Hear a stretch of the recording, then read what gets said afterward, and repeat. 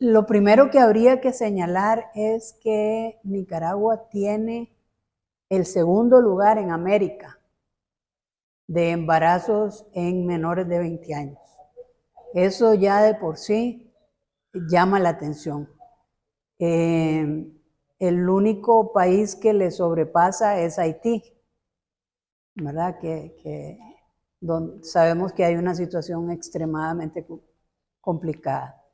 Pero hay varios factores. En primer lugar, es la falta de educación sexual. Sin educación sexual, la posibilidad de un embarazo es muy alta. En segundo lugar, tampoco hay una forma de transmitir la información que sirva de prevención, ni a hombres, ni a mujeres, ni a niñas, ni a niños. Y entonces tenemos esta altísima tasa de natalidad en niñas menores de 14, que por definición eso significa, de acuerdo al Código Penal de Nicaragua, violación.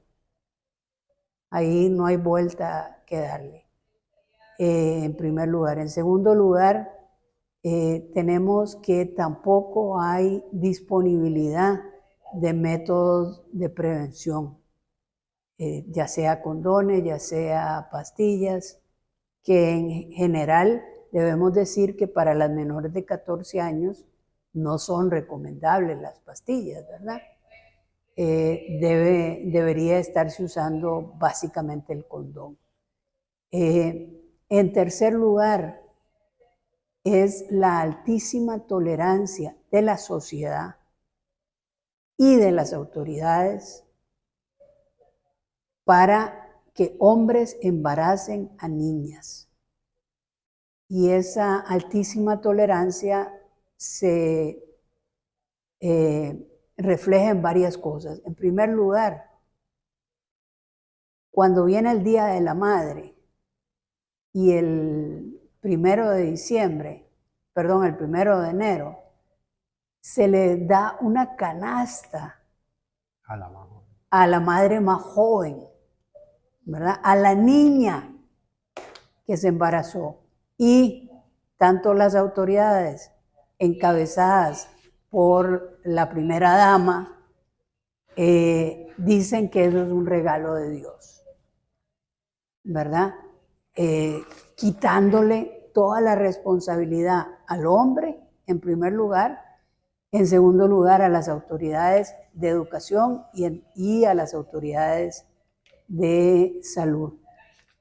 En tercer lugar, vemos que en el sistema educativo no se hace ninguna labor para informar, para prevenir y para buscar la sanción de estos hombres que embarazan a niñas menores de 14 años. Las autoridades de salud y las autoridades de educación y la policía y las autoridades judiciales, la fiscalía, deberían actuar de oficio en contra de estos hombres. En el momento en que se tomen medidas ejemplares, ahí se van a empezar a cuidar. Mientras tanto, vamos a seguir teniendo esta epidemia. Uno de los problemas principales, creo yo, es que muchas veces las niñas, buscando de alguna manera liberarse de sus familias, empiezan a buscar relaciones a muy temprana edad, sin precaución, y de esa forma escaparse del cuidado o de la violencia que sufren dentro de sus propias familias. Ese es un elemento que nosotros hemos escuchado con demasiada frecuencia. La otra es que las mismas familias buscan que o respaldan que sus hijas se metan con hombres mayores, porque piensan que ellos van a tener mayor responsabilidad. Cuando lo que sucede generalmente es que una vez que quedan embarazadas, son abandonadas. El otro elemento es que las mismas autoridades de salud, por ejemplo, casi que aplauden que las niñas acudan con hombres mucho mayores y generalmente son hombres que tienen otras familias, ¿verdad? No son hombres que se van a hacer cargo ni de ese niño o niña, ni de la niña madre. Y los hombres, por otro lado, buscan meterse con niñas que no les van a pedir cuentas, que no les van a exigir mayor cosa. Realmente el tema del embarazo en niñas es sumamente costoso para la sociedad, porque eso significa que esas niñas, en primer lugar, no están preparadas físicamente para tener un embarazo. En segundo lugar, tampoco están preparadas emocionalmente y van a ser niñas que tengan un papel casi secundario y terminan siendo las abuelas las que asumen la crianza de esos bebés. Pero además, la niña madre va a ver truncada su vida, porque sus posibilidades de estudiar, sus posibilidades de trabajar se van a reducir considerablemente. Y sobre todo las van a condenar a una vida de más dificultad, de más problemas económicos, de mayor dependencia, de menos autonomía y prácticamente de esclavitud por ese niño o esa niña, que muchas veces, como bien señalabas en algún momento, no es el primero, aún siendo menores de 14 años. Pero estamos hablando que prácticamente un cuarto de los partos que se dan en Nicaragua es en una menor de 19 años. Es una violación, en primer lugar, al Código de la Niñez, en segundo lugar, al Código Penal y en tercer lugar, a la vida de esas niñas y de sus hijos o hijas. Porque esos matrimonios o esas uniones de hecho no son ni van a ser estables, en primer lugar, en términos generales, y en segundo lugar, van a crear una dependencia absoluta que va a someter a la voluntad del hombre a toda esa familia. En 2006 se diseñó y en 2007 se aprobó un programa especial de salud integral para niñas y adolescentes. Sin embargo, nunca se implementó.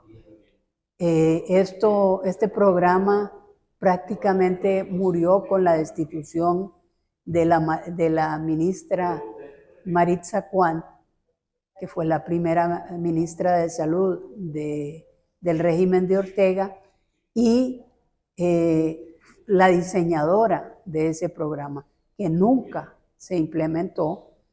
No hay programas amistosos para adolescentes, ni hombres ni mujeres, y eso les hace que realmente las niñas y los adolescentes no quieran acudir a los sistemas de salud, porque en primer lugar les piden que vayan acompañados de su madre o de su tutor.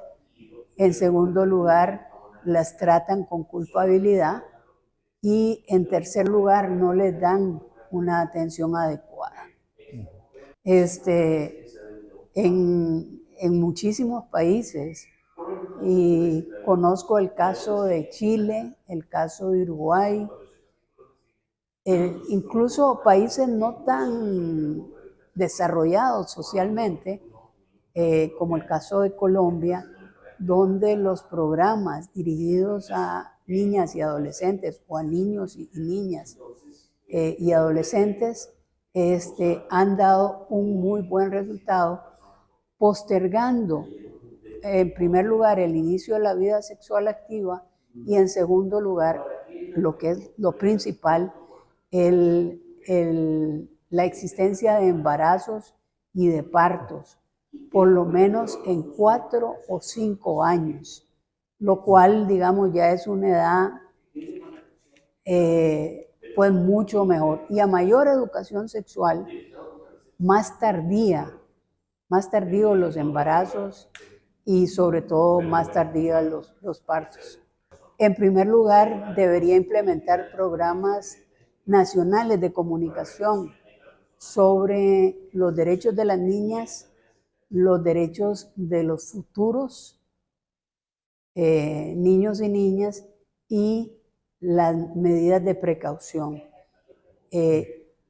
A nivel de medios de comunicación, a nivel de redes sociales y también a nivel del sistema educativo. Y poner a disposición a través tanto del sistema educativo como del sistema de salud métodos de prevención para la incidencia de embarazos. Por supuesto que no. No hay ni siquiera voluntad política para temas tan sensibles y con mucho menos prejuicios como es el dengue o la malaria, ¿verdad? Como dicen, cuanti más vamos a encontrar esa resistencia en problemas como el embarazo en niñas y adolescentes. Yo quisiera señalar que de los embarazos en niñas y adolescentes, la principal incidencia la estamos viendo en el área rural. Hay una diferencia bastante importante, ¿verdad? Los embarazos en el área urbana, en menores de 14 años, llegan al 1%, mientras que en el área rural es el 2%. Es el doble de lo que sucede en el área urbana. Y debemos recordar que la población en Nicaragua es mayoritariamente urbana, pero la población que tiene mayores problemas de salud, con mayor mortalidad materna, con mayor incidencia de enfermedades de transmisión sexual, es el área rural. Son las personas que viven en el área rural. Entonces, todo esto debería priorizar el trabajo y el enfoque hacia las áreas rurales y más remotas, porque vemos que el principal número de embarazos es en la costa Caribe Norte, en la costa Caribe Sur, en Jinotega y en Matagalpa, ¿verdad? No estamos hablando de embarazos en adolescentes en todo el país, sino que principalmente focalizado en áreas prácticamente abandonadas por las autoridades. Y justamente es donde mayor mortalidad materna nos encontramos. Entonces, digamos, todo esto va calzando una cosa sobre otra y nos va diciendo que la problemática en las áreas rurales para las niñas y adolescentes es extremadamente seria y peligrosa.